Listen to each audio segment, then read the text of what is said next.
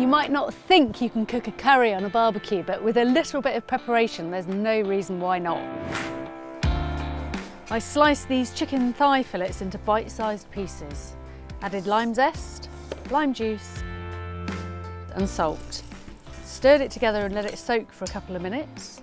Then to a small blender, I added some plain yoghurt, chopped garlic, chopped ginger, some chilli flakes, crushed peppercorns, crushed cumin and turmeric, and blitzed that to a puree.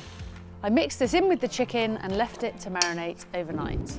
So the chicken pieces go onto metal skewers and I'm grilling those over a medium heat. So while they're cooking, I'm going to make a quick sauce. So I've got some oil and plenty of butter in a flame-proof pan. Into that goes garlic, ginger, a lovely mix of spices. I've got cumin, chilli, coriander and a little bit of cinnamon. And I'm going to warm that for a couple of minutes. Then I'm going to add some passata, some coconut, a little bit of sugar, give it a good stir. And then I'm going to shut the lid so the chicken cooks more evenly. And I'm going to make a classic vegetable side dish to go with it. This is my version of sagaloo, spinach and potato curry.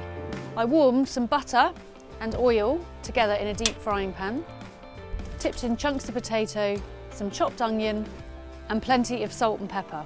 I let that cook over a medium heat for about 20 minutes, stirring every now and then. Then I lowered the heat, added crushed garlic, grated ginger, mustard seeds, crushed cumin and ground turmeric.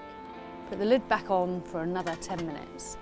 And I'm going to add a big load of spinach to that, 10 minutes or so, and it will be ready. So the skewers are pretty much cooked through now and the sauce has thickened. So I'm just going to scoop a little bit of leftover marinade into the sauce, give it a good stir and just let that cook through for a minute. And I'm going to slide the chicken off the skewers into the sauce and just let those flavours combine for a few minutes. And of course, you can't have curry without rice. So I soaked a bowl of basmati rice in cold water for about an hour. Heated a bit more butter and oil in a saucepan, added cardamom seeds, cloves and a bit of crumbled cinnamon stick. Once that was warmed through, I added the drained rice and stirred it through the spiced oil.